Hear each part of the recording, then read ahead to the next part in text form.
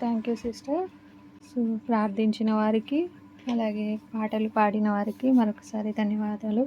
చేరి వచ్చిన అందరికీ కూడా హృదయపూర్వకమైన వందనాలు తెలియజేస్తున్నానండి.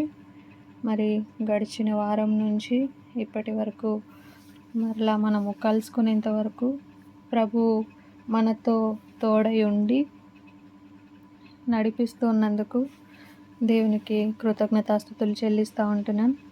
సరే, లాస్ట్ వీక్ ఏం చూసుకున్నాము జాయిన్ అయిన వారు చెప్పగలరా? గుర్తుందా? నేను ఆల్మోస్ట్ నోట్స్ కూడా పెట్టాను.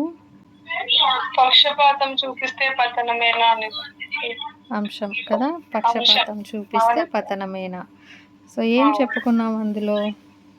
లేవి నిబంధన గురించి చెప్పుకున్నాం అక్క. దేవుడు మీకు చిన్న ఓకే, లేవి యొక్క నిబంధన అంటే ఏమిటి, నిబంధన గురించి, తర్వాత లేవిని ఎందుకు దేవుడు ఎన్నుకున్నాడు అన్న దాని గురించి కొన్ని వచనాలు చెప్పినారక్క.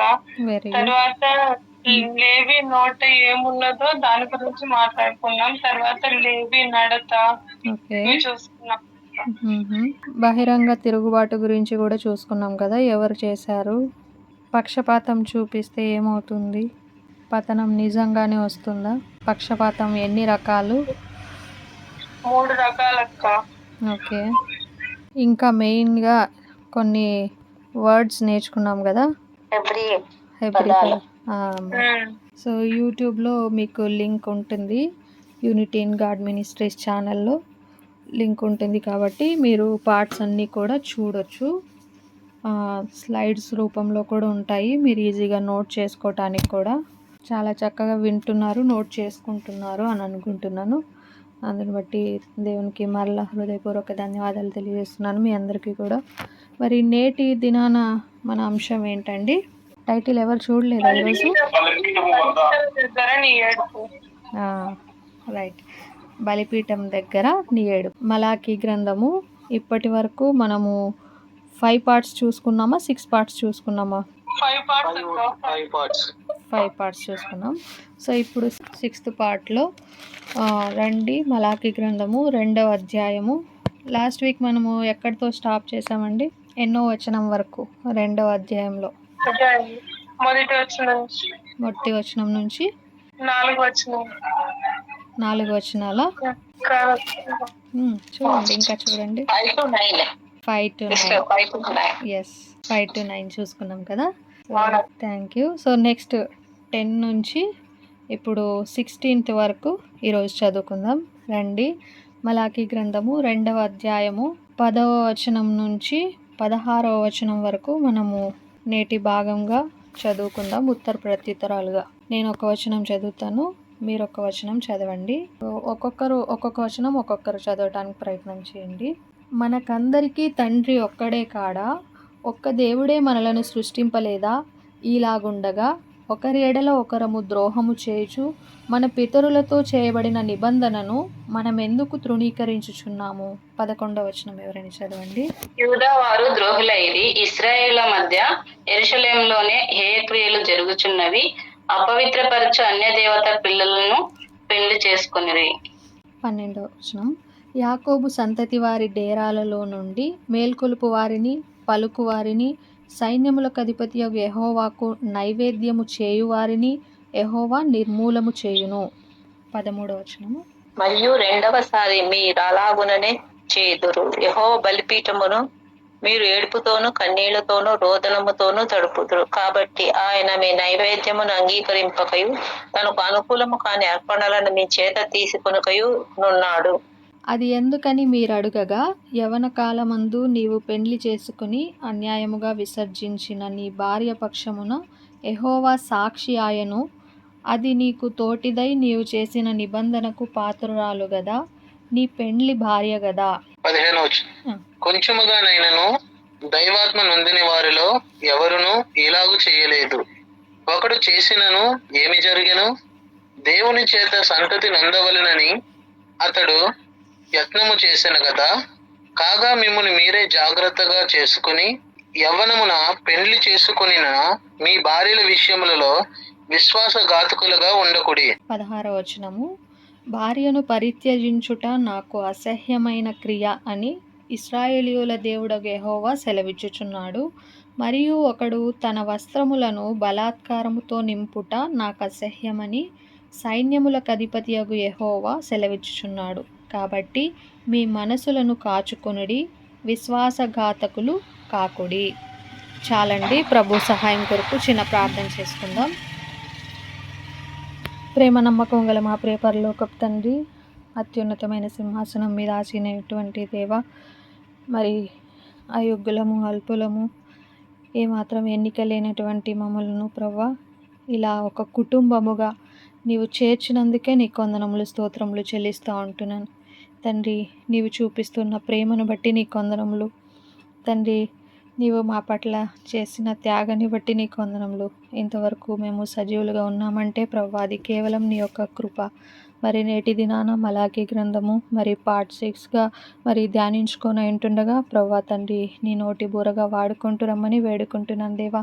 ఏమాత్రం అర్హత లేనటువంటి నన్ను ప్రవ్వా తండ్రి నీ సాక్షిగా, నీ పనిముట్టుగా వాడుకుంటున్నందుకే నీ కొందరములు. మరి ప్రవ్వా నా నోటిని ప్రవ్వా తండ్రి నీ మాటలతో నింపుతూ రమ్మని వేడుకుంటున్నాను. నీ శిలువ చాటున మరుగుపరచండి.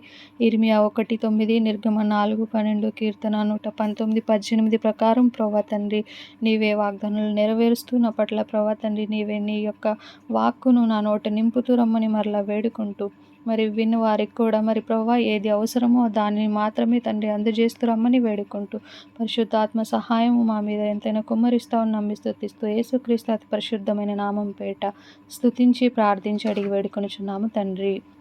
ఆమేన్. ఆమేన్. మలాకీ గ్రంథము 2వ అధ్యాయము 10వ వచనం నుంచి 16వ వచనం వరకు చదువుకున్నాం కదా. మరి మనమందరం కూడా ఒక కుటుంబం, అవునా కాదండి? చర్చ్ ఫ్యామిలీ కదా మనమంతా. ఈ మలాకీ గ్రంథము పాత నిబంధనలో చివరి పుస్తకం కదా. మలాకీ యొక్క వాయిస్ ప్రవక్త యొక్క వాయిస్ చివరిదనమాట. సో ఇశ్రాయేలు తిరిగి వచ్చిన తర్వాత కూడా వర్షిప్ అయిపోయింది, కానీ హృదయం పోయింది. వాళ్ళు బలిపీఠం దగ్గర ఏడుస్తున్నారు, కానీ ఆ కన్నీళ్ళు నిజమైనవి కాదు. దేవుడు అంటున్నాడు, I do not regard the offering, నేను అర్పణలను లక్ష్య పెట్టను అని 13వ వచనంలో చూసుకున్నాం కదా. సో నైవేద్యములను అంగీకరింపను అంట. ఈరోజు మనం కూడా బలిపీఠం దగ్గర ఉన్నాం, స్తుతి చేస్తున్నాం, ఆఫరింగ్ చేస్తున్నాం, కన్నీళ్ళు కూడా కారుస్తున్నాం. బట్ దేవుడు చూసేది రిచువల్స్ కాదు, ఆచారాలు కాదు, హృదయపూర్వకంగా చేసేది మరి కోవెనెంట్, ఒడంబడిక. ఈరోజు 3 విషయాల గురించి, 3 మెయిన్ ట్రూత్స్ గురించి చూద్దాము. ఒకటి, అపవిత్రమైన ఒడంబడిక, the problem of profaned covenant. First point, అపవిత్రమైన ఒడంబడిక. సెకండ్ పాయింట్, ఖాళీ కన్నీళ్ళ వేదన, the pain of empty tears, ఖాళీ కన్నీళ్ళ వేదన. 3వ పాయింట్ ఏంటంటే నమ్మకమైన ఒడంబడిక మార్గం, నమ్మకమైన ఒడంబడిక మార్గం, the path of faithful covenant. So ఈ 3 అంశాల గురించి, 3 ముఖ్యమైన సత్యాల గురించి, వీటి గురించి మనం ధ్యానించుకుంటాం. ఇవి మెయిన్ హెడ్డింగ్స్ అన్నమాట. ఇందులో మళ్ళీ సబ్ హెడ్డింగ్స్ ఉంటాయి. So coming to first point ఏంటండి? ఎవరైనా నోట్ చేసుకున్నారా? చెప్పగలరా? అపవిత్రమైన ఒడంబడిక. రైట్. సో మలాకీ గ్రంథము 2వ అధ్యాయము 10వ వచనం నుంచి 12వ వచనం వరకు చూస్తే, మరి మలాకీ ప్రవక్త యూదా ప్రజలు దేవునితో చేసుకున్న నిబంధనను అపవిత్రం చేస్తున్నారని ఇక్కడ గట్టిగా మందలిస్తున్నాడు. ప్రొఫేన్డ్ అంటే పవిత్రంగా ఉండాల్సింది అపవిత్రపరచడం అన్నమాట. మరి ఇందులో మళ్ళా సబ్ హెడ్డింగ్స్, ఫస్ట్ పాయింట్ ఏంటంటే ఒడంబడికను మర్చిపోవడం. మనకందరికీ తండ్రి ఒక్కడే కాడా, ఒక్కడే దేవుడు మనల్ని సృష్టింపలేదా అని చెప్పేసి 10వ వచనంలో ఉంది కదా. దాని అర్థం ఏంటంటే ఇజ్రాయేలీయులందరూ అబ్రహాము, ఇస్సాకు, యాకోబు ద్వారా ఒకే దేవుని పిల్లలు, ఒకే రక్తము, ఒకే ఒడంబడిక. అలాంటప్పుడు ఒకరినొకరు మోసం చేసుకోవడం అంటే దేవునితో చేసుకున్న నిబంధనను అవమానించడమే కదా. మరి దేవుడు నా జనంగా ఉంటాను, మీరు నా ప్రజలుగా ఉంటారని వాగ్దానం చేస్తాడు. కానీ వాళ్ళు ఆ ఏకత్వాన్ని, ఆ నమ్మకాన్ని పగలగొడుతున్నారనమాట. సో ఒడంబడికను మర్చిపోతున్నారు. ఇది ఫస్ట్ పాయింట్. సెకండ్ ఇది ఏంటంటే అన్యజాతి స్త్రీలను పెళ్లాడుతున్నారు. 11వ వచనంలో చూస్తే అన్య దేవత పిల్లలను పెళ్లి చేసుకుండ్రి. సో యూదావారు ద్రోహులైరి, ఇశ్రాయేలీయుల మధ్య యెరూషలేములో హేయక్రియలు జరుగుతూ ఉన్నాయి. యూదావారు యెహోవాకు ప్రియమైన పరిశుద్ధ స్థలాన్ని అపవిత్రపరిచి అన్య దేవతలను పెళ్లి చేసుకుంటా ఉన్నారు. ఇక్కడ సమస్య 2 లెవెల్స్లో ఉంటా ఉందండి. 2 లెవెల్స్లో ఉన్నది సమస్య ఇక్కడ. ఒకటేమో ఒకటి వివాహ ఒడంబడిక, అది భార్య భర్తకు, భర్త భార్యకు నమ్మకంగా ఉండాలి. కానీ యూదా పురుషులు తమ యూద భార్యలను విడిచిపెట్టి విగ్రహారాధన చేసే అన్యజాతి స్త్రీలను మ్యారేజెస్ చేసుకుంటున్నారు. ఇది పెళ్ళి నిబంధనను, ఒడంబడికను దాన్ని తెంచివేయడం అనమాట. విడగొట్టడం, పగలగొట్టడం ఏదైనా చెప్పచ్చు. సో రెండోది దేవుని ఒడంబడిక. అక్కడ సమస్య ఉందని చూసుకున్నాం కదా. సో ఇందులో 2 లెవెల్స్ ఉన్నాయి. ఆ 2 లెవెల్స్లో ఫస్ట్ లెవెల్ ఏంటంటే వివాహ ఒడంబడిక. సెకండ్ది దేవుని ఒడంబడిక.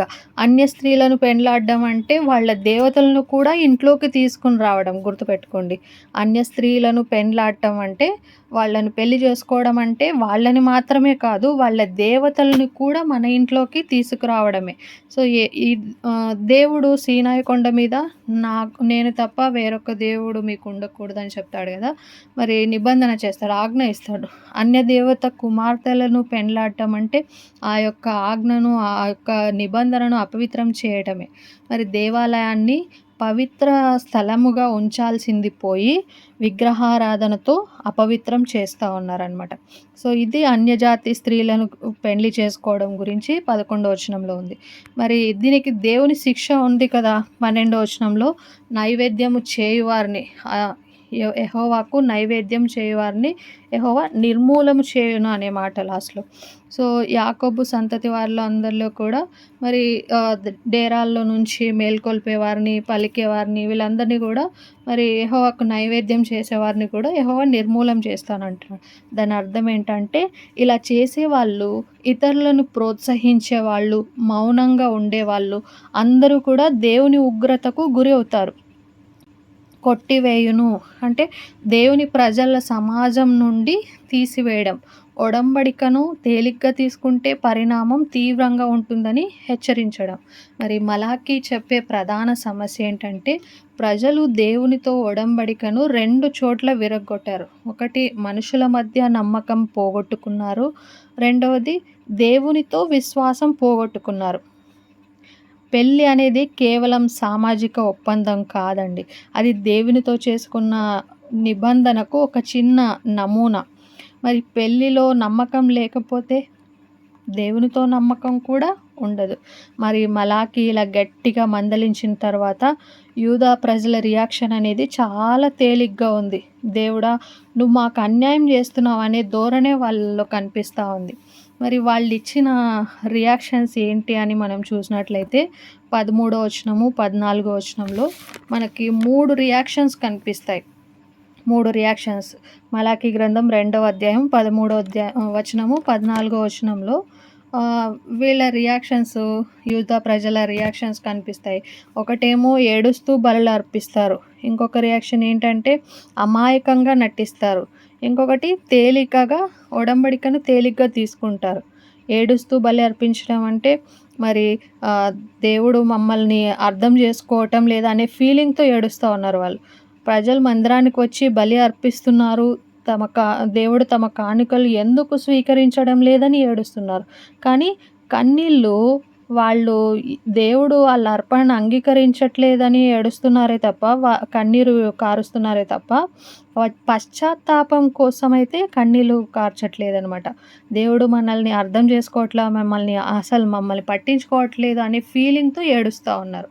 సో తర్వాత ఇంకొక రియాక్షన్ ఏంటంటే అమాయకంగా నటిస్తున్నారు. ఎందుకని అడుగుచున్నారు అని ఉంది కదా ఇక్కడ 14వ వచనంలో. అది ఎందుకని మీరు అడుగగా, దేవుడు మీ భార్యను విడిచిపెట్టి మోసం చేశారు కాబట్టి, అంటే వాళ్ళు ఏమైంది, నేనేం తప్పు చేశాను అన్నట్టు నటిస్తున్నారు. తప్పు చేసి కూడా తప్పు లేదని వాదిస్తూ ఉన్నారు. దీన్నే హార్డ్ హార్ట్ లేదా రాక్ హార్ట్ లేదా రాతి గుండె అంటారనమాట. సో ఒడంబడికను తేలిగ్గా తీసుకోవడం. దేవుడు నీ యవ్వనపు భార్యతో నీవు ఒడంబడిక చేసుకున్నావు కదా అని గుర్తు చేస్తున్నాడు. పెళ్ళి అంటే కోర్టులో పేపర్ కాదు, దేవుని సన్నిధిలో చేసుకున్న వాగ్దానం. కానీ వాళ్ళు దాన్ని ఇష్టం లేకపోతే విడిచిపెట్టేయొచ్చులే అన్నట్టు చూస్తూ ఉన్నారనమాట. ఈజీగా డివోర్సెస్ తీసేసుకుంటున్నారు. మరి మలాకి మాటలు మలాకి హెచ్చరిస్తున్న అతని మాటలు విన్నా వాళ్ళు మారలేదు. బదులుగా దేవుడినే నిందిస్తూ ఉన్నారు వీళ్ళు. దేవుడినే నిందించడం మొదలుపెట్టేశారు. ఇదే మలాకి గ్రంథంలో మొత్తంలో కనిపించే ప్యాటర్న్ అనమాట. సో దేవుడు 6 సార్లు నేను నిన్ను ప్రేమించాను అంటే ప్రజలు అన్ని సార్లు 6 సార్లు కూడా ఎలా ప్రేమించావు అని ప్రశ్నిస్తారు. ఇక్కడ మలాకి మనకి ఇచ్చే పాఠం ఏంటంటే, ఒడంబడిక అపవిత్రమైనప్పుడు, నిబంధన అపవిత్రమైనప్పుడు ఆరాధనలు కన్నీళ్ళు కూడా మనం చేసేటివి దేవునికి అసహ్యమవుతాయి. ముందు హృదయం సరిచేసుకోవాలి, తర్వాతనే బలి అర్పించాలి. మరి నీ దృష్టిలో ఈరోజు మన జీవితాల్లో అపవిత్రత ఒడంబడిక ఎలా కనిపిస్తుంది? ఇంకా డీప్గా చూస్తే ఏక తండ్రి ఏక ప్రజ, మనకందరికీ తండ్రి ఒక్కడే కాడా? 10వ వచనంలో చూసుకున్నాం కదా. దేవుడు ఒక్కడే మనలను సృజించలేదా? మలాకి ఇక్కడ చాలా సింపుల్ లాజిక్ వేస్తున్నాడు. లాజిక్ తప్పితే లైఫే తప్పిపోతుంది అంటున్నాడు. మరి హెబ్రీలో ఆవ్ అంటారు, అంటే దానికి తండ్రి అనే అర్థం వస్తుంది, లేదా మూలము లేదా ఆధారము. ఆవ్ అంటారు, ఏవి ఆవ్. సో హీబ్రూలో ఆవ్ అంటే కేవలం పుట్టించిన వ్యక్తి మాత్రమే కాదు, సోర్స్ అంటే మూలం, మన ఉనికికి ఆధారం అన్నమాట. దేవుడు మనల్ని సృజించాడు అంటే 2 విషయాలు, ఒకటి క్రియేషను, ఇంకొకటి కోవెనెంట్. ఆయనే మన శరీరానికి ఊపిరి పోసాడు కదా, ఆదికాండం 2వ అధ్యాయం 7వ వచనంలో. మరి ఆయనే ఇజ్రాయేలీయులను తన ప్రజలుగా ఎన్నుకున్నాడు కూడా. ఇది ద్వితీయోపదేశకాండం 7వ అధ్యాయం 6వ వచనంలో చూస్తాం. కాబట్టి మన గుర్తింపు అనేది 2 పునాదుల మీద నిలబడింది. ఒకటి క్రియేటర్, ఒకే క్రియేటర్ మనకున్నది, ఒకే కోవెనెంట్ మనకున్నది. సో తర్వాత సేమ్ స్పిరిచువల్ డిఎన్ఏ కూడా ఉంటుంది మనకి. డిఎన్ఏ అంటే మన శరీరంలో ఉన్న కోడ్ కదా, అది మనం ఎవరో అనేది డిసైడ్ చేస్తుంది. స్పిరిచువల్ డిఎన్ఏ కూడా అంతే. దేవుడు మనందరిలో ఒకే ఆత్మ పోసాడు, ఒకే వాగ్దానం ఇచ్చాడు, ఒకే నిబంధనలోకి పిలిచాడు. మరి ఎఫ్ఎస్సి పత్రిక 4వ అధ్యాయం 4వ వచనం నుంచి 5వ వచనం 6వ వచనంలో చూస్తే కూడా ఇదే చెప్తుంది అనమాట. ఒకే శరీరము, ఒకే ఆత్మ, ఒకే నిరీక్షణ, ఒకే ప్రభువు, ఒకే విశ్వాసము, ఒకే బాప్తిస్మము, ఒకే దేవుడు. డిఎన్ఏ ఒకటే అయితే మరి శరీరంలోని కణాలు ఒకదానితో ఒకటి ఫైట్ చేసుకుంటే ఆ శరీరం ఏమవుతుంది? క్యాన్సర్ వచ్చేస్తుంది. సంఘం కూడా అంతే. అయితే డివిజన్, గాసిప్స్, బిట్రేయల్స్ ఎందుకు వస్తున్నాయి? దీనికి మలాకి చాలా షార్ప్గా సమాధానం చెప్తాడు. వాళ్ళు ఏమంటున్నారంటే, జస్ట్ మర్చిపోయాం కాబట్టి. మనం అందరూ ఇవన్నీ, దేవుడు మనకు తండ్రి, మనమంతా కూడా స్పిరిచువల్ డిఎన్ఏ, ఒకటే కుటుంబము అనేది మనం మర్చిపోయాం కాబట్టి అని మలాకి చెప్తున్నాడు. మరి మర్చిపోవడం అంటే ఏంటి? మర్చిపోవడం, మనకున్న మతిమరుపు ఎలాంటి మతిమరుపు అని చూస్తే, మన అస్తిత్వాన్ని, మన ఉనికిని మర్చిపోతాం. ఐడెంటిటీ అమ్నేషియా అంటారు కదా. నేను దేవుని బిడ్డను అని మర్చిపోయి నేను ఫలానా పార్టీకి చెందినవాడిని, ఫలానా గ్రూప్కి చెందినదాన్ని, ఈ కులం ఆ కులం అని గుర్తుపెట్టుకుంటూ ఉంటాం, డివిజన్స్ చేసేస్తూ ఉంటాం. కానీ మన అస్తిత్వాన్ని, అసలు మన ఉనికి ఎక్కడి నుంచి వచ్చింది, మన మూలాన్ని, మన రూట్ని మర్చిపోతాం అన్నమాట. ఇంకొకటి మిస్సింగ్ ఫిడెలిటీ, నమ్మకత్వం లోపించడం. సో ఈ డివిజన్స్ ఎందుకు వస్తున్నాయి అంటే, ఒకటి మన అస్తిత్వాన్ని మర్చిపోతున్నాం కాబట్టి, ఇంకొకటి నమ్మకత్వం లోపిస్తూ ఉంది మనలో కాబట్టి. ఫిడెలిటీ అంటే నమ్మకం, నమ్మదగినతనం. ఒకే తండ్రి పిల్లలం కాబట్టి ఒకరికొకరం నమ్మకంగా ఉండాలి. కానీ మనము మన స్వార్థము, ఈగో, గ్రూప్ పాలిటిక్స్, వీటన్నిటిని ముందు నమ్మకాన్ని పక్కన పెడుతున్నాం, వాటన్నిటిని ఫస్ట్ రోలో ఉంచుతున్నాం. మరి సోర్స్ డిస్రెస్పెక్ట్, మన మూలాన్ని అగౌరవపరచటం. మరి నేను చాలామందికి చెప్తూ ఉంటాను, ఎంత ఎత్తుకి ఎదిగినా కానీ డోంట్ ఫర్గెట్ యువర్ రూట్స్ అని. మన మూలాలు ఎప్పటికీ మర్చిపోకూడదు. From where we started our journey అనేది. ఒకరిని మోసం చేయడం, చాడీలు చెప్పడం అంటే మన మూలమైన దేవుణ్ణి అవమానించడం. ఎందుకంటే నువ్వు గాయపరిచేది నా తమ్ముడిని కాదు, నాతో ఒకే తండ్రి DNA పంచుకున్న వ్యక్తిని అనేది గుర్తుపెట్టుకోవాలి. మరి మలాకి మనమందరం ఒకే తండ్రి కొడుకులం అనే సింపుల్ నిజం మర్చిపోతే పెళ్లి ఒడంబడిక విరిగిపోతుంది అనేది 11వ వచనంలో, మరి ఆరాధన నిబంధన అనేది విరిగిపోతుంది అనేది 12వ వచనంలో చెప్తారు. మరి ఫౌండేషన్ దెబ్బతింటే బిల్డింగ్ మొత్తం కూడా కూలిపోతుంది కదా. మరి సంఘంలో ఎవరైనా మనకు నచ్చకపోతే మలాకి 2వ అధ్యాయం 10వ వచనాన్ని గుర్తు చేసుకోండి. ఇతనికి నాకు తండ్రి వేరేనా, మూలం వేరా, లేక DNA వేరా? దానికి మన దగ్గర సమాధానం ఉండదు. ఎందుకంటే మనందరికీ తండ్రి ఒక్కడే కదా. మరి అయితే గొడవ దేనికి? మీ అనుభవంలో సంఘంలో విభేదాలు ఎక్కువగా దేనివల్ల వస్తున్నట్టు అనిపిస్తుంది? ఈగోనా, లేక ఐడెంటిటీ మర్చిపోవడం వలన? పరీక్షించుకుందాం. మరి అపవిత్రమైన ఒడంబడికలో 2వ సబ్ హెడ్డింగ్ ఏంటంటే, ఫస్ట్ సబ్ హెడ్డింగ్ ఏం చూసుకున్నామండి? ఒడంబడికను మర్చిపోవడం. ఓకే. సో దీంట్లో మళ్ళా చూసుకున్నాం కదా, ఒడంబడికని మర్చిపోవడం అనేది సబ్ హెడ్డింగ్.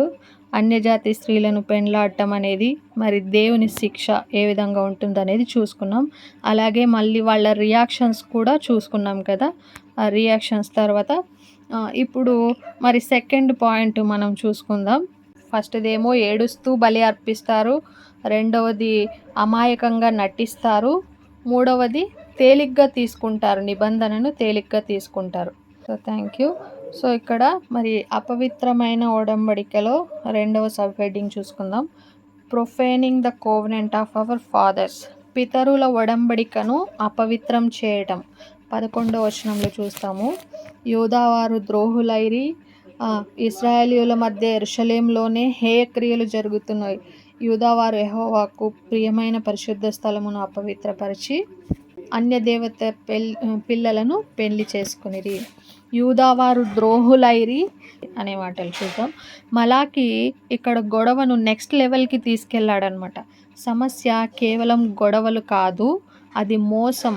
అది కూడా దేవునికే మోసం చేస్తూ ఉన్నారు. మోసం అనే మాటకు హీబ్రూలో బాగద్ అంటారు. బాగద్ అంటే మోసం లేదా నమ్మక ద్రోహం. బాగద్, BAGAD. బాగద్ అనేది చాలా స్ట్రాంగ్ వర్డ్ అనమాట.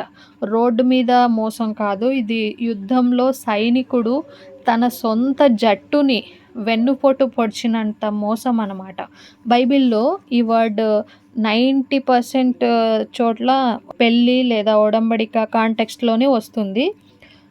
యెషయా గ్రంథము 24వ అధ్యాయము 5వ వచనము, అలాగే హోషేయ గ్రంథము 6వ అధ్యాయము 7వ వచనంలో కనిపిస్తుంది. అంటే ఇది కాంట్రాక్ట్ బ్రీచ్ కాదు, రిలేషన్షిప్ బిట్రేయల్ అనమాట. సో నమ్మక ద్రోహం హీబ్రూ వర్డ్లో బాగద్ అంటారు. పితరుల ఒడంబడికను అపవిత్రం చేయడం అనే పాయింట్ చూసుకున్నాం. మరి తర్వాత దేవునితో ఒడంబడిక అంటే మ్యారేజ్. పాత నిబంధన అంతా కూడా ఈ మెటాఫోర్ మీదే నడుస్తుంది. దేవుడు పెళ్లి కొడుకుకు సాదృశ్యం కదా, మనకు తెలుసు, లేదా భర్తకు సాదృశ్యం. మరి ఇజ్రాయేలు పెళ్లి కూతురుకు సాదృశ్యం లేదా భార్యకు సాదృశ్యం. మరి పెళ్లి మండపం ఉండాలి కదా, పెళ్లి కొడుకు పెళ్లి కూతురు ఉన్నప్పుడు పెళ్లి మండపం ఉండాలి కదా, అది సీనాయి కొండ అనమాట. మరి పెళ్లి మండపము, పెళ్లి కూతురు, పెళ్లి కొడుకు ఉంటే సరిపోతుందా? పెళ్లిలో ప్రమాణాలు కూడా చేస్తారు కదా. ఈ పెళ్లి ఒప్పందాలు లేదా పెళ్లి ప్రమాణాలు ఏంటివంటే మనకు దేవుడు మోషేకు ఇచ్చిన 10 ఆజ్ఞలు అనమాట. కాబట్టి మలాకి అంటున్నాడు 11వ వచనంలో, యూదావారు అన్యదేవత పిల్లలను పెళ్లి చేసుకుని. అంటే ఏంటి? శరీరము వేరే స్త్రీ దగ్గరికి వెళ్ళడము ఫిజికల్ అడల్టరీ, హృదయము వేరే దేవుడి దగ్గరకు వెళ్ళడము స్పిరిచువల్ అడల్టరీ. ఈ రెండిటికి డిఫరెన్స్ బాగా గమనించండి. శరీరం వేరే స్త్రీ దగ్గరకు వెళ్తే అది భౌతికమైన వ్యభిచారం. అదే హృదయము వేరే దేవుడు దగ్గరికి లేదా దేవతల దగ్గరకు వెళ్తే అది ఆత్మీయ వ్యభిచారం. ఈ రెండు బాగదే అంటే మోసమే. ఇంకా ఇక్కడ 2 లెవెల్స్లో అపవిత్రాన్ని మనం చూడొచ్చు. ఒకటి 2 నేరాలు ఉన్నాయి ఇక్కడ. పర్సనల్ లెవెల్‌లో ఒక నేరం కనిపిస్తుంది. యూదా మోసం చేశాడు. ఎలా? భర్త తన యవ్వనపు భార్యను వదిలేస్తున్నాడు. అది 14వ వచనంలో చూస్తాం కదా! ఇది మనిషిని ఇంకొక మనిషి మోసం చేయడం అన్నమాట. పర్సనల్ లెవెల్ ఇది. స్పిరిచువల్ లెవెల్ చూస్తే పరిశుద్ధ స్థలమును అపవిత్రపరచెను. అంటే అన్య స్త్రీని పెండ్లాడటం. అంటే ఆమె దేవతల విగ్రహాలను ఇంటి దగ్గరకు, దేవాలయానికి దగ్గరకు తీసుకురావడం.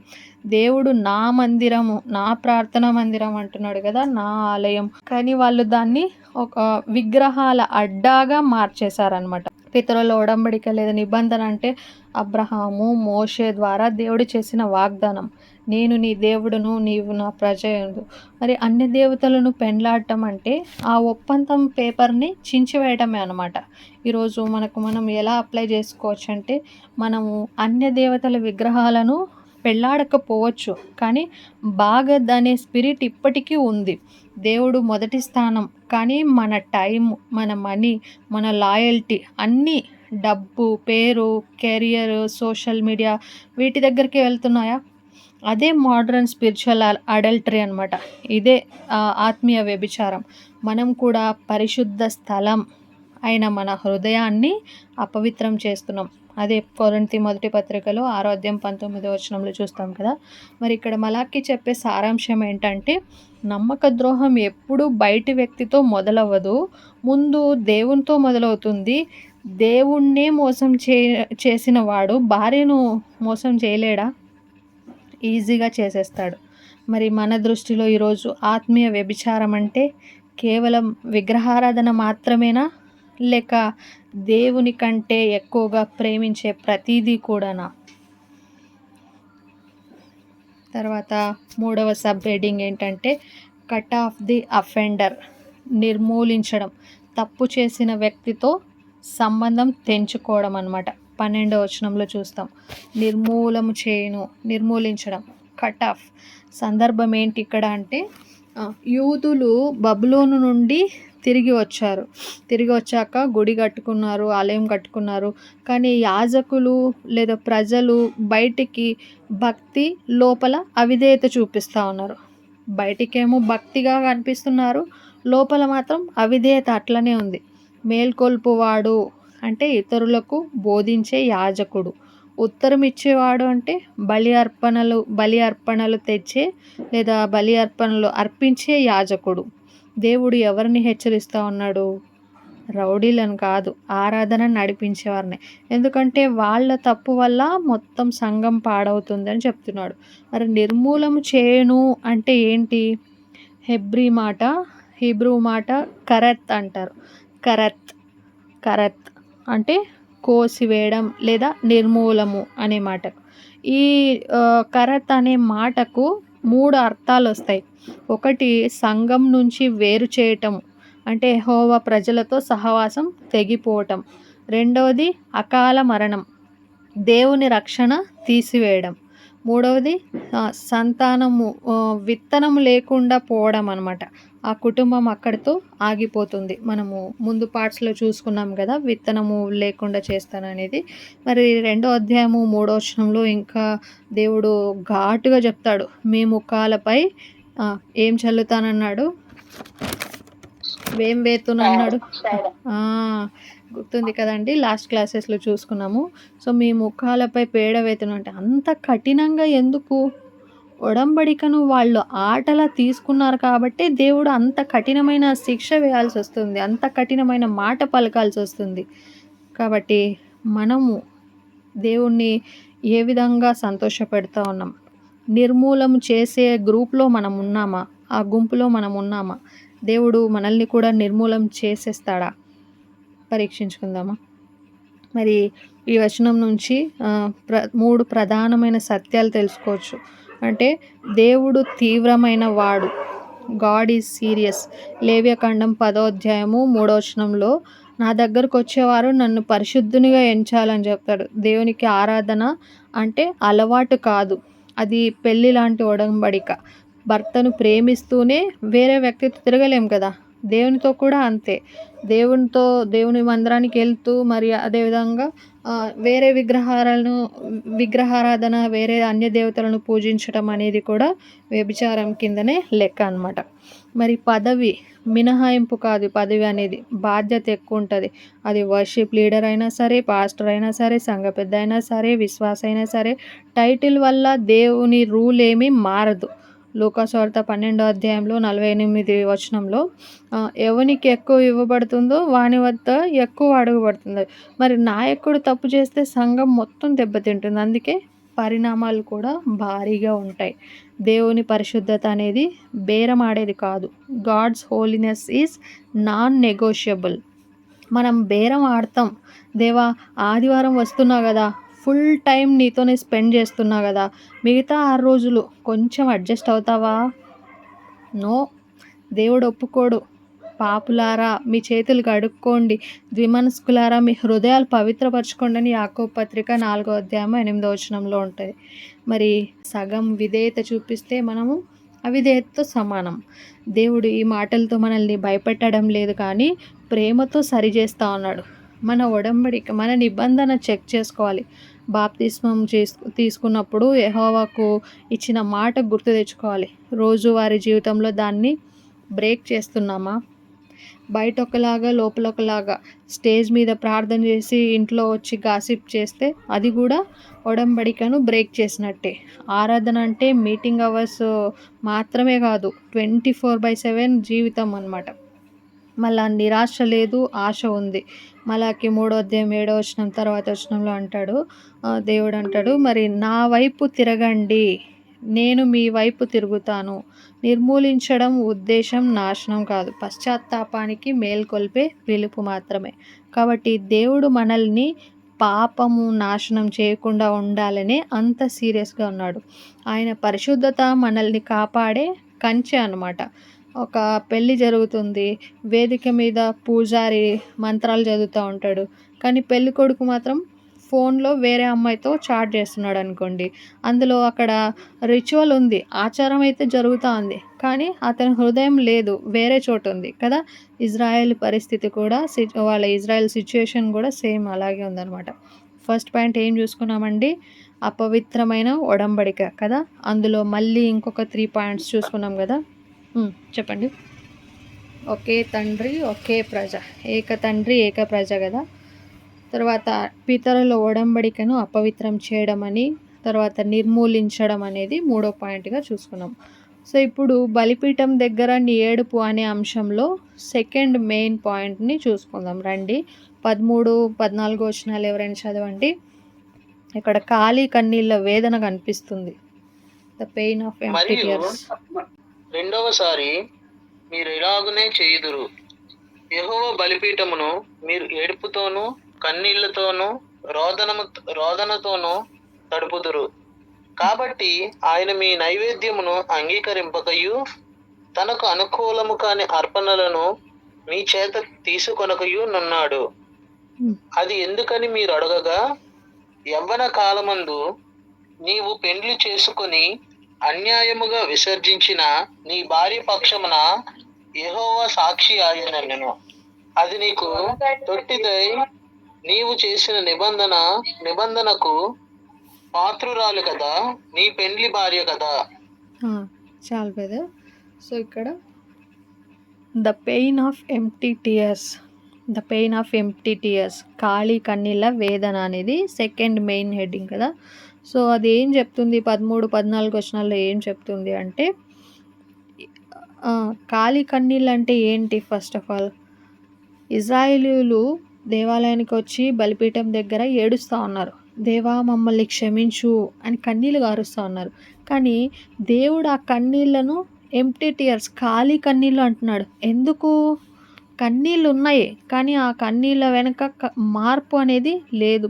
ఏడుపు నిజమైందే కావచ్చు, కానీ వాళ్ళు ఏడుస్తూనే ఇంటికి వెళ్ళి భార్యను మోసం చేస్తున్నారు, మరో పెళ్లి చేసుకుంటున్నారు. దేవుని దగ్గర ఏడుపు, బయట అవిధేయత. అదే ఖాళీ కన్నీరు. బాటిల్ ఉంది కానీ లోపల నీరు లేవన్నమాట. సో సమస్య ఏంటి అంటే 2 కారణాలు చూడొచ్చు, 2 సమస్యలు.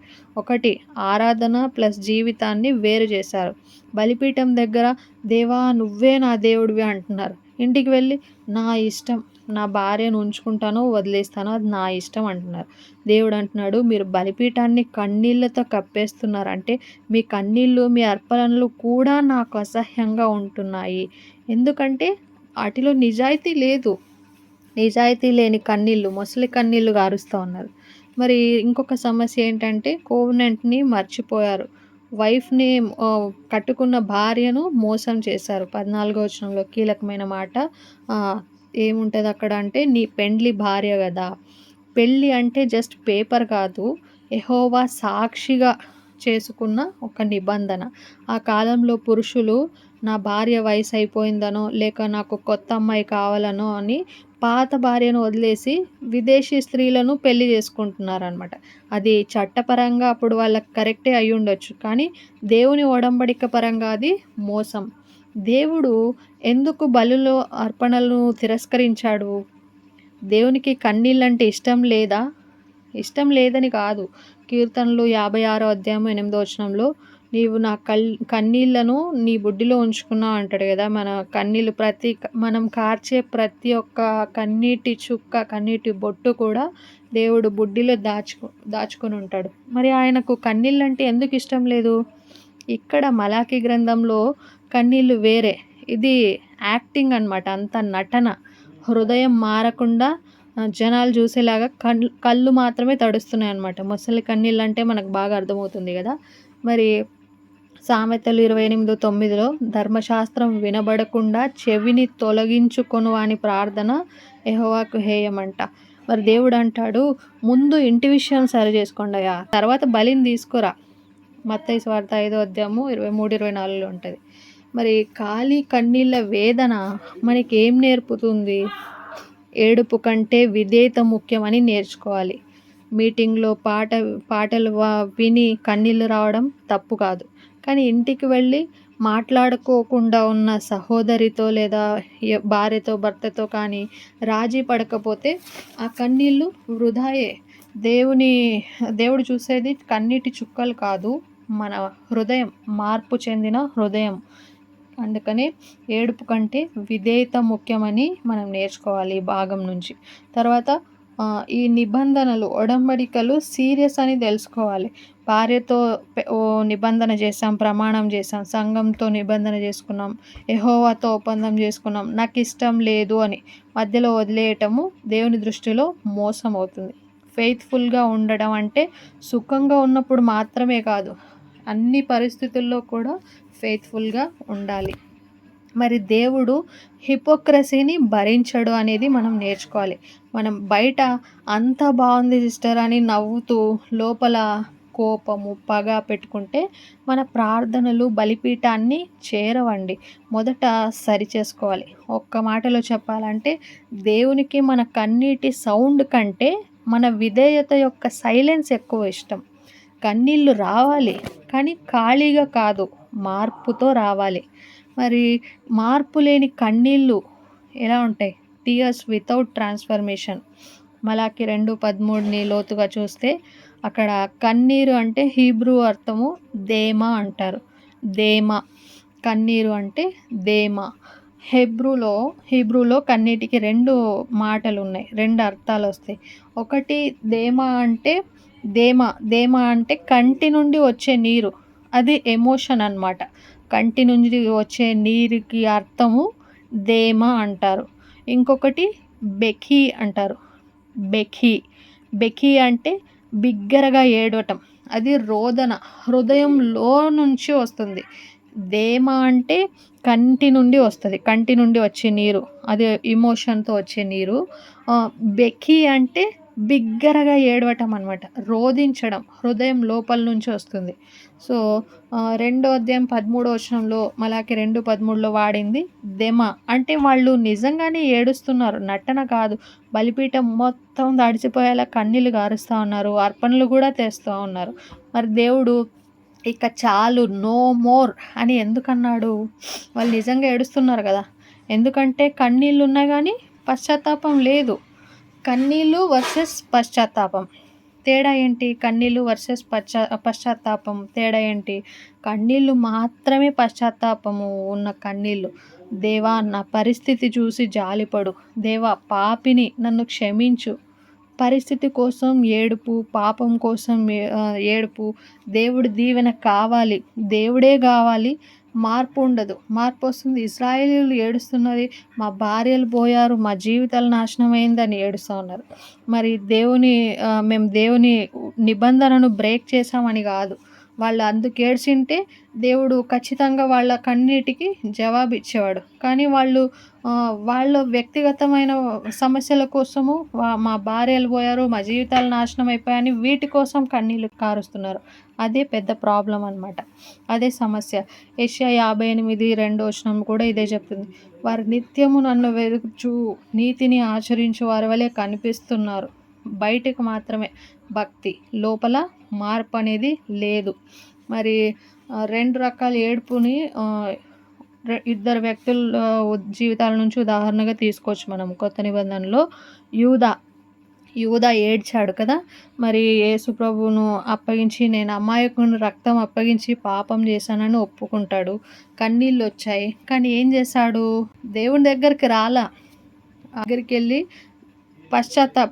పశ్చాత్తాపడ్డం అంటే అది పశ్చాత్తాపం లేని బాధ, రిమోర్స్ అంటారు. ఫలితం ఏమైంది? అతన్ని ఉరి తీసుకునేలా చేసింది. సూసైడ్ చేసుకుని చనిపోయాడు కదా. అదే వ్యక్తి తన తప్పు తెలుసుకుని దేవుడి దగ్గరకు వచ్చింటే అతని జీవితం బాగుపడేది. ఇంకొక వ్యక్తి కూడా యేసుప్రభు శిష్యుల్లో పేతురు కదా, ఏడ్చాడు. అతడు కూడా ఏడ్చాడు. కోడి కూసిన వెంటనే ప్రభు తన వైపుకి తిరిగి చూస్తాడని రాయబడి ఉంటుంది కదా. మరి పేతురు బయటికి వెళ్ళి దుఃఖపడి ఏడ్చారు. కానీ ఏం చేశాడు? దేవుని వైపుకి తిరిగాడు, మనుషుల వైపుకి తిరగల. 50 రోజుల తర్వాత పెంతెకొస్తు రోజున 3000 మందిని యెహోవా దగ్గరకు తెచ్చాడు. మరి ఇక్కడ రిజల్ట్ ఏంటంటే పేతురు ఏడవటం వల్ల పశ్చాత్తాపంతో ఉన్న బాధ అది అతనికి రివైవల్ తీసుకొచ్చింది అనమాట. ఒక ఉజ్జీవాన్ని తెచ్చింది ఆ పశ్చాత్తాపంతో కూడిన కన్నీళ్ళు ఏడవటం ద్వారా. తేడా ఒక్కటే, యూదా ఏడ్చాడు, యూదా కన్నీళ్ళు నేను అనే మీద ఆగిపోయాయి. పేతురు కన్నీళ్ళు దేవుని దగ్గరికి తీసుకెళ్ళాయన్నమాట. ఇంకొకటి, మరి దేవుడు ఇక మీ అర్పణలు లక్ష్య పెట్టను, మీ నైవేద్యాన్ని అంగీకరింపను అంటున్నాడు కదా. ఎందుకు ఇంత కఠినము?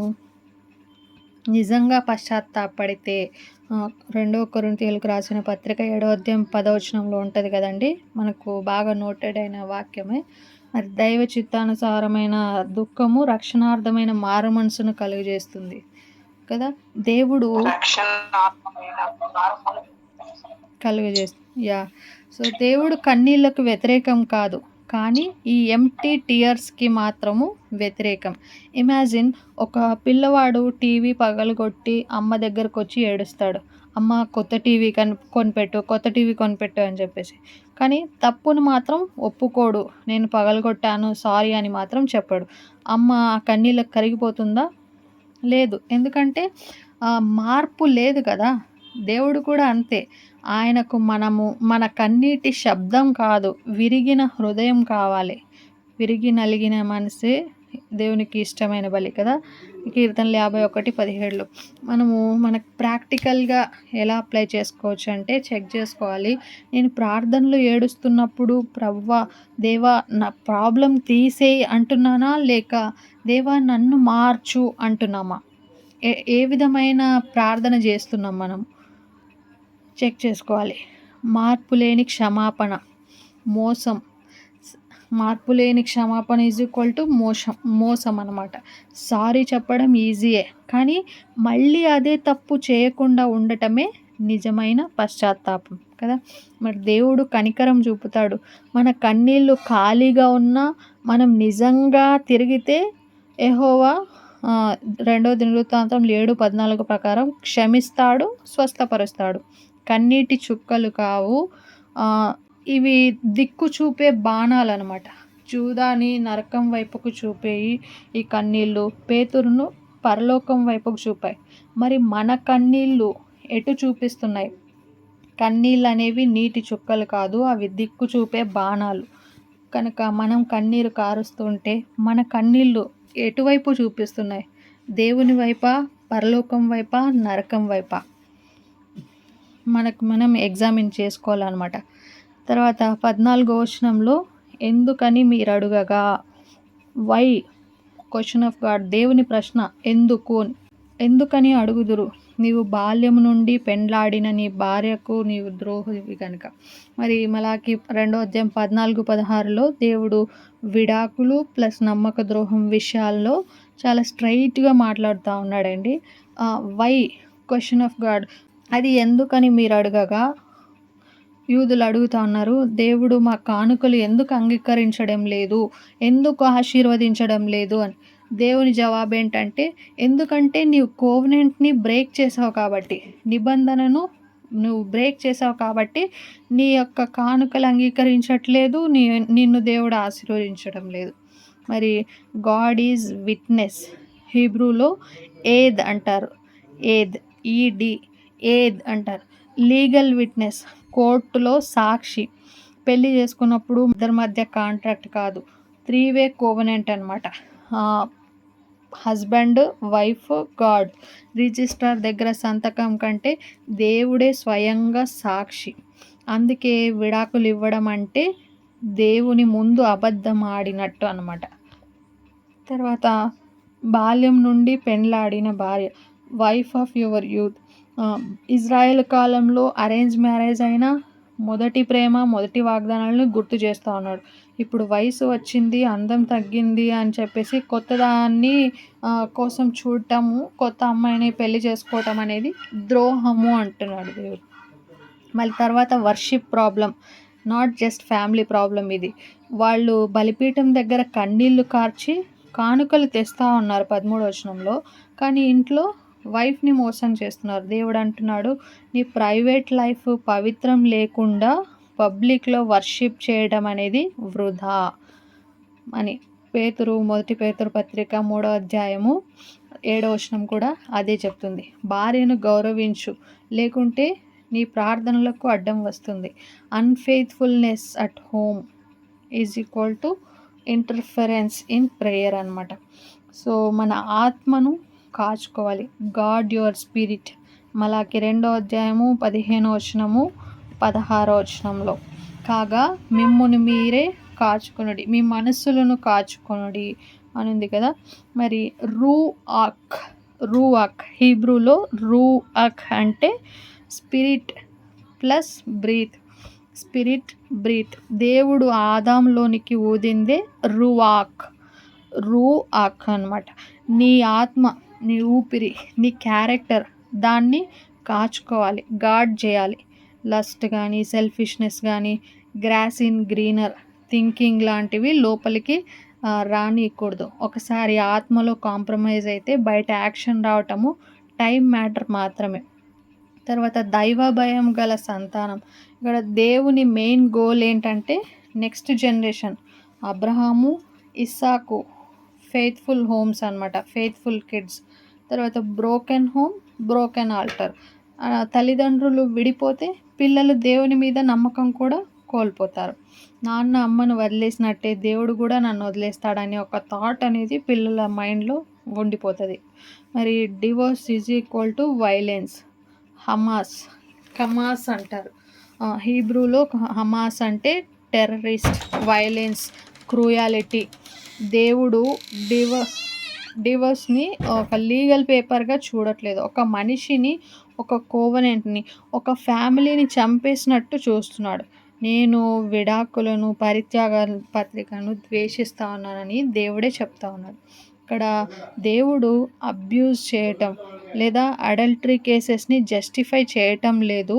బైబిల్లో మత్తయి సువార్త 19:9, 1 కొరింథీ 7:15లో ఎగ్జెప్షన్స్ ఉన్నాయి, కానీ మలాకీలో కాంటెక్స్ట్ వేరు. ఇక్కడ మగవాళ్ళు విసుగు వచ్చింది అని ఇన్నోసెంట్ భార్యలను వదిలేసి విగ్రహారాధికురాళ్ళను పెళ్లి చేసుకుంటున్నారు. అది పాయింట్ అనమాట. సో బాటమ్ లైన్లో దేవుడు చూసేది 2 విషయాలు. ఒకటి కోవెనెంట్ ఫెయిత్ఫుల్నెస్, రెండవది నెక్స్ట్ జనరేషన్ ఫెయిత్ అనమాట. ఇంట్లో నమ్మకం లేకుండా దేవాలయంలో, మందిరంలో, చర్చ్లో భక్తి చూపిస్తే అది ఒక థియేటర్ మాత్రమే. మరి మనకు దీంట్లో ఇప్పుడు చెప్పుకున్న భాగంలో ఏ పార్ట్ ఎక్కువగా టచ్ అయింది? వర్షిప్ కనెక్షనా లేక గాడ్లీ ఆఫ్ స్ప్రింగ్ పాయింటా, ఏది టచ్ అయింది మన హృదయానికి మనం పరీక్షించుకొని సరి చేసుకోవాలి. సో మరి నా కన్నీళ్ళు జెన్యునేనా లేక హ్యాబిట్, ఒక అలవాటునా అని ఒకసారి పరీక్షించుకోవాలి. So second point, the pain of empty టీయర్స్లో మళ్ళా చూసుకున్నాం కదా, అగైన్ 3 పాయింట్స్ చూసుకున్నాం. టీయర్స్ వితౌట్ ట్రాన్స్ఫర్మేషన్, మార్పు లేని కన్నీళ్ళు గురించి చూసాం. తర్వాత క్వశ్చన్ ఆఫ్ గాడ్, వై, ఎందుకు అనే దేవుని ప్రశ్నను చూసాం. థర్డ్లీ గాడ్ యువర్ స్పిరిట్, ఆత్మను కాచుకో అనే అంశాలను కూడా చూసుకున్నాం. So coming to main third point, third main heading ఏంటంటే నమ్మకమైన ఒడంబడిక మార్గం, the path of faithful covenant. మరి 15వ వచనము 16వ వచనము మలాకీ గ్రంథం 2వ అధ్యాయము 15-16లో దీన్ని, ఈ వచనాలను భాగాన్ని మరి న్యూ టెస్టిమెంట్లో వెలుగులో చూస్తే పిక్చర్ ఇంకా క్లియర్గా అర్థమవుతుంది అనమాట. ఇక్కడ ఫౌండేషన్, పునాది దేవుడు ఒక్కటిగా చేశాడు, ఆయన కోరుచున్నది దైవ భయం గల సంతానం. తర్వాత 16వ వచనంలో నేను విడాకుల్ని ద్వేషిస్తా ఉన్నాను అని ఉంటుంది కదా. మరి దేవుడు పెళ్ళిని 3 థింగ్స్గా డిజైన్ చేశాడు. 1 యూనిటీ, 2 కలిస్తే ఒక శరీరం, ఆదికాండం 2వ అధ్యాయం 24 ప్రకారం కదా. మరి స్ప్లిట్ చేయటం అంటే, విడిపోవటం అంటే అది వైలెన్సే. యూనిటీగా ఉండాలి, ఒకటిగా ఉండాలి. ఇంకొకటి ఏంటంటే దైవ భయం గల సంతానం. పర్పస్ ఏంటి? మ్యారేజ్ కేవలం హ్యాపీనెస్ కోసం కాదు, దైవ భయం గల సంతానం, గాడ్లీ కిడ్స్, గాడ్లీ లెగసీ కోసం అన్నమాట. సో తర్వాత పర్మనెన్స్, ద్వేషించటం, కోవెనెంట్ని బ్రేక్ చేయటం. దేవునికి పర్సనల్గా పెయిన్ ఇస్తుంది, ఇది బాగా నొప్పిని కలిగిస్తుంది ఈ నిబంధనను బ్రేక్ చేయటం అంటే. మరి కొత్త నిబంధన కనెక్షన్ ఎట్లా అంటే, మలాకి యూదులకు చెప్పింది యేసు ప్రభు అపోస్తులతో అన్యులతో సహా అందరికీ అప్లై చేశారు. జీసస్ కోవెనెంట్ డిజైన్ రెస్టోర్ చేశాడు అనమాట. మత్తయి సువార్త 19వ అధ్యాయం 4-6 వచనాల్లో పరిసయ్యులు మోషే విడాకుల పత్రం ఎందుకు ఇచ్చాడు, పరిత్యాగ పత్రిక ఎందుకు ఇచ్చాడు అని అడిగితే యేసు ప్రభు మలాకీకి తిరిగి వెళ్తాడనమాట. ప్రారంభమందు దేవుడు మగదాన్ని కానీ ఆడదాన్ని కానీ సృష్టించాను, కాబట్టి దేవుడు జతపరిచిన వారిని మనుషుడు వేరు చేయకూడదు. పాయింట్ ఏంటంటే మోషే యొక్క allowance, human hardness of heart, God's original design అంటే మలాకి 2వ అధ్యాయము 15వ వచనంలో 1 ఫ్లెష్ పర్మనెంట్ అనమాట. సో ఇక్కడ పౌలు కూడా చెప్తున్నాడు ఏంటంటే marriage equal to Christ and church picture.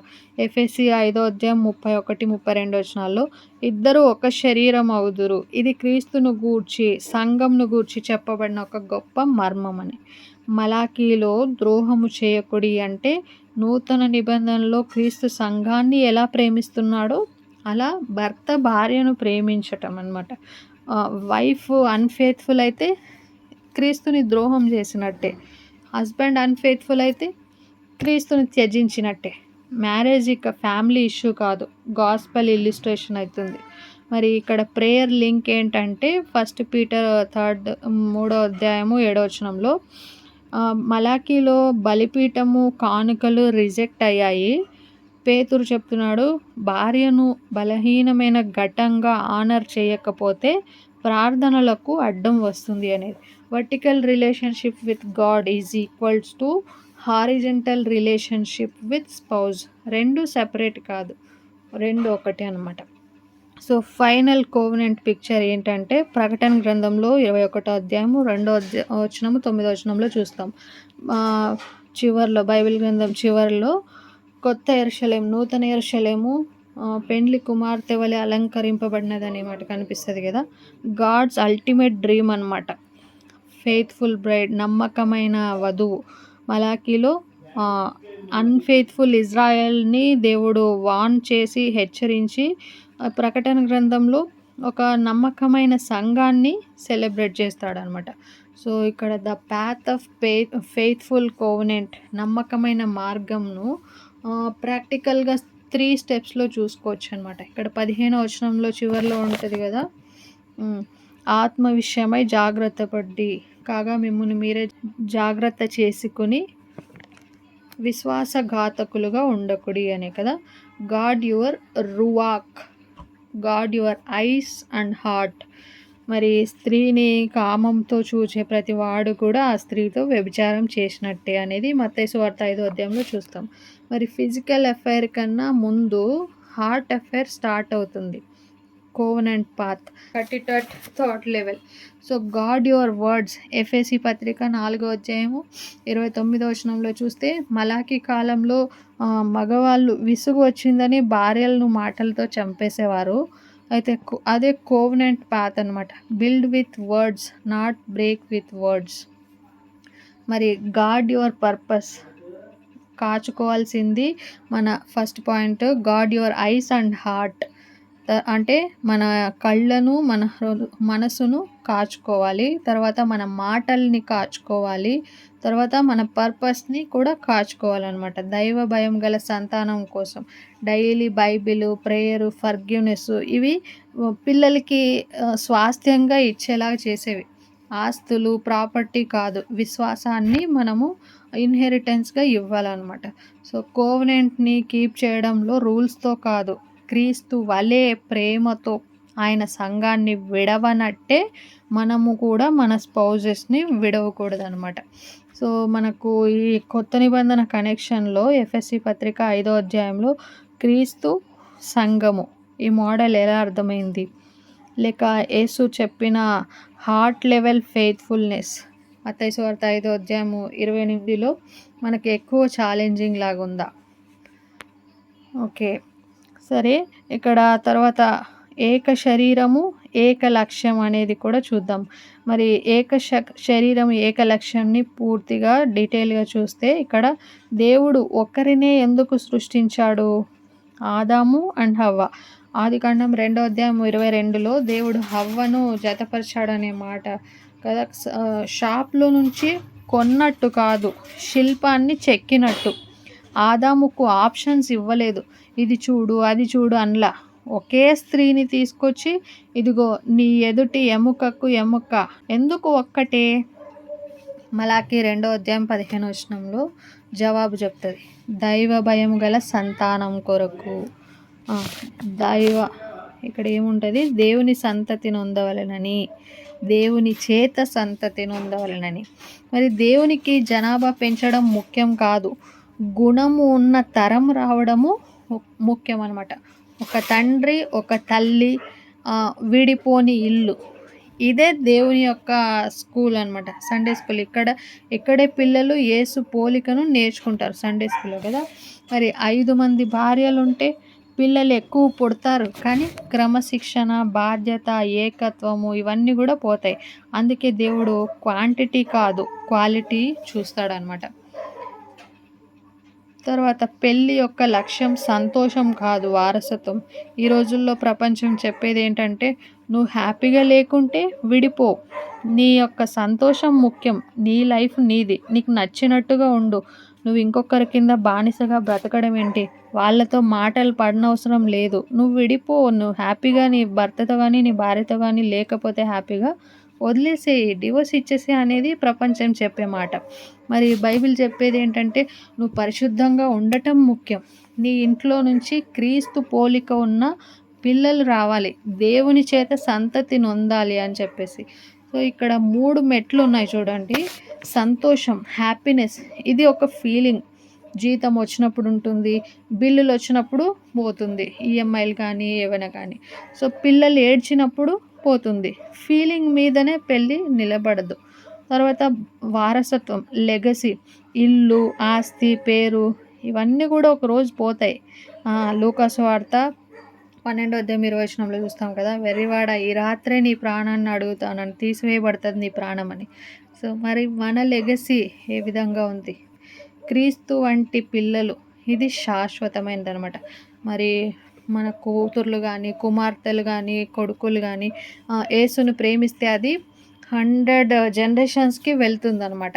Timothy అలాగే వచ్చాడు, తన తల్లి యూనికే, అమ్మమ్మ లోయ నుంచి విశ్వాసము వారసత్వంగా వచ్చింది. ఈ లెగసీ అనేది కంటిన్యూ అవుతుంది అనమాట, ఇన్హెరిటెన్స్. 2 తిమోతి మొదటి పత్రికలో మొదటి అధ్యాయము 5వ వచనంలో. మరి సంతోషం అనేది ఒక బోనస్ అన్నమాట.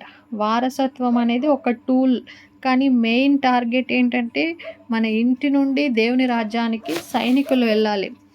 తర్వాత ఒప్పందం, కాంట్రాక్ట్ వర్సెస్ కోవెనెంట్, ఒప్పందము వర్సెస్ నిబంధన, ఇదే కీ.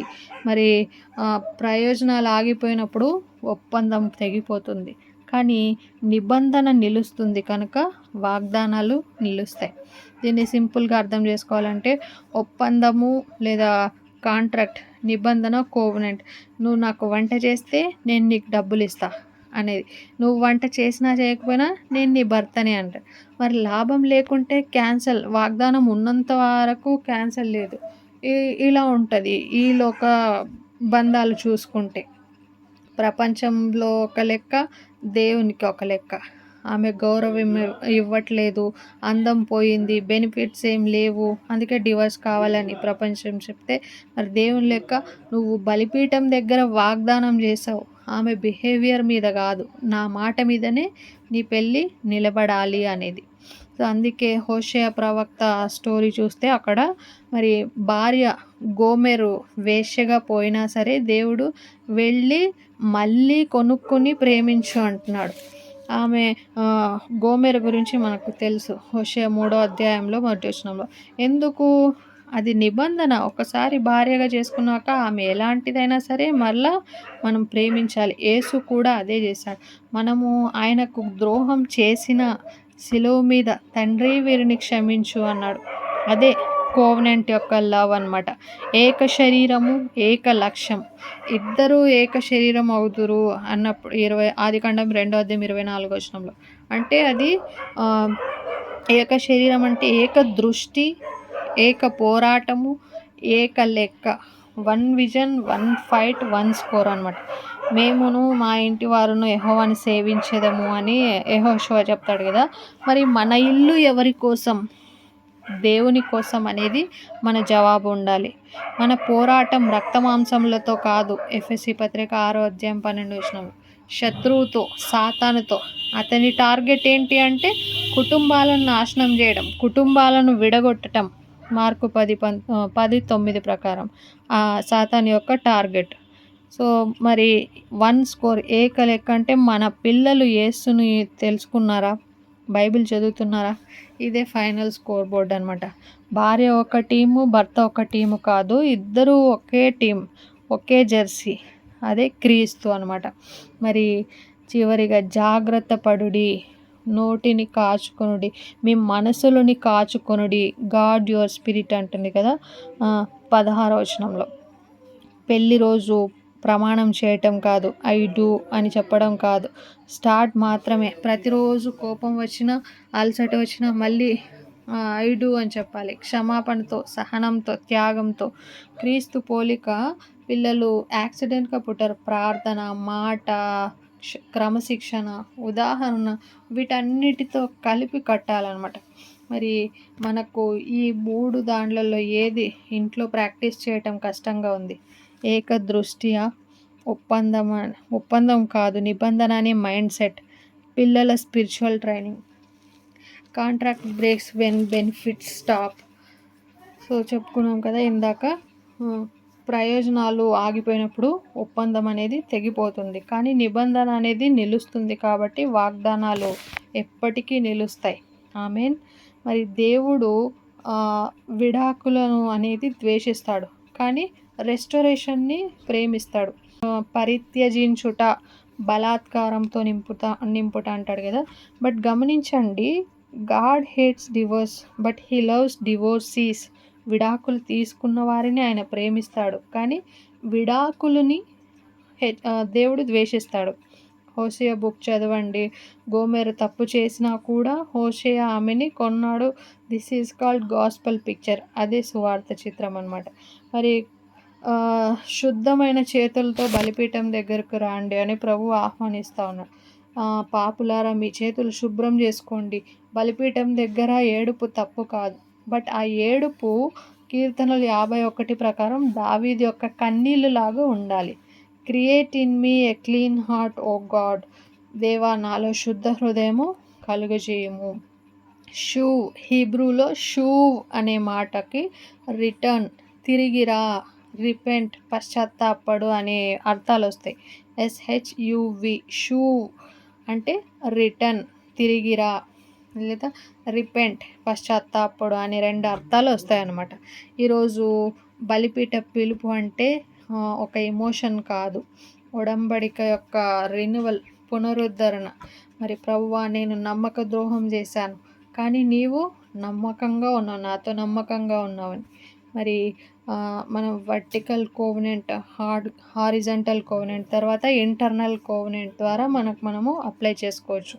దేవునితో సీక్రెట్స్, రహస్యంగా ఏదైనా పాపం ఉందా మనలో, ఎవరికి తెలియకుండా ఒంటరిగా ఉన్నప్పుడు పోర్న్, అశ్లీలత మన జీవితాల్లో రాజ్యం వెళ్తుందా, బిట్టర్నెస్, జీవితంలో చేదు అనుభవాలు మన జీవితంలో ఏవైనా ఎదురయ్యాయా, ఐడోలేటరీ, మన జీవితంలో విగ్రహారాధన ఉందా, దేవుని కంటే ఎక్కువగా ప్రేమించేది ఏదైనా కానీ. సో చూసుకోవాలన్నమాట, చెక్ చేసుకోవాలి, సరి చేసుకోవాలి. తర్వాత మన జీవిత భాగస్వామితో, లేదా పేరెంట్స్తో, లేదా చర్చ్ ఫ్యామిలీతో అవిశ్వాసంగా ఉందా, అన్ఫెయిత్ఫుల్నెస్ ఉందా, నీడ్ టు చెక్ అన్నమాట. తర్వాత ఇంటర్నల్ కోవెనెంట్, అంతర్గత ఒడంబడిక, రూఅక్, నీ ఆత్మను గాడ్ చేస్తున్నావా లేక కాంప్రమైజ్ అయిపోతున్నావా. ప్రియమైన దైవజనమా, బలిపీఠం దగ్గర ఏడుపు దేవుణ్ణి ఇంప్రెస్ చేయదు, కానీ బ్రోకెన్ అండ్ కంట్రైట్ హార్ట్, విరిగి నలిగిన పశ్చాత్తాపడే హృదయము దేవుణ్ణి ఖచ్చితంగా ఇంప్రెస్ చేస్తుంది. మలాకి తర్వాత 400 సంవత్సరాలు సైలెన్స్ తర్వాత ఎవరు వచ్చారు? యేసు వచ్చాడు, నూతన నిబంధన వచ్చింది. బ్రిత్ కదాషా అంటే నూతన నిబంధన, న్యూ కోవెనెంట్, ఆయన రక్తంతో రాశాడు. ఈరోజు మరి మన ఏడుపు బలిపీఠం దగ్గర, మన ఏడుపు వేస్ట్ అవుతుందా? వేస్ట్ అవ్వద్దు. Take it to the cross, సిలువ దగ్గరికి తీసుకెళ్ళు. అక్కడ టీయర్స్ కన్నా బ్లడ్, రక్తం ఎక్కువ ఉంటుంది. మన కన్నీళ్ళ కన్నా రక్తం ఎక్కువ. అక్కడ రిజెక్షన్ కన్నా యాక్సెప్టెన్స్ ఎక్కువ ఉంటుంది అన్నమాట.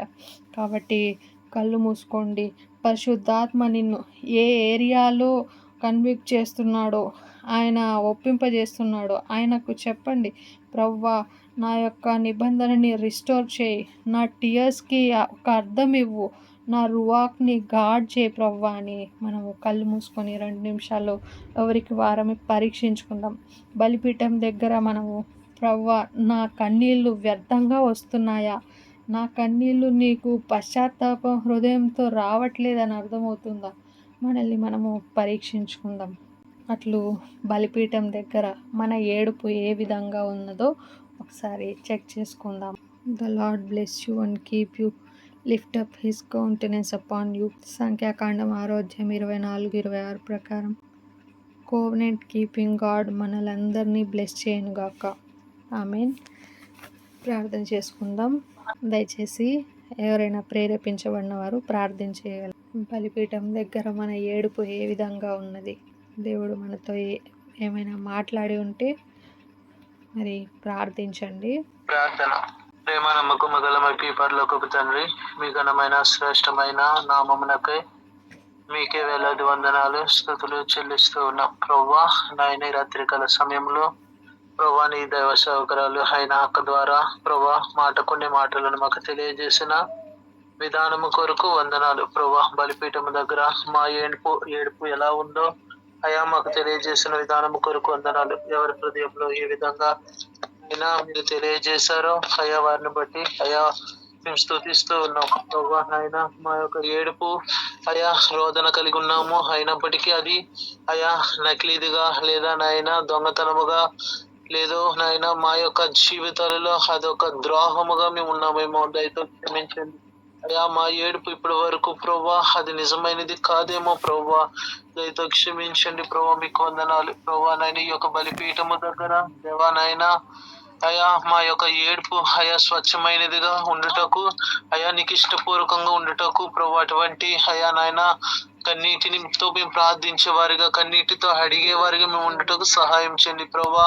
మేము అయితే ఇప్పటి వరకు నైనా ఒక నమ్మకం కలిగి ఒక వడంబడిక చేసుకున్నప్పుడు వాటి నుండి తొలగిపోయామేమో ప్రభా. పలుమార్లు నిన్ను అయా నైనా ఆయాసపరుస్తూ వస్తున్నామేమో, దయతో క్షమించమని అడుగుతున్న ప్రభా.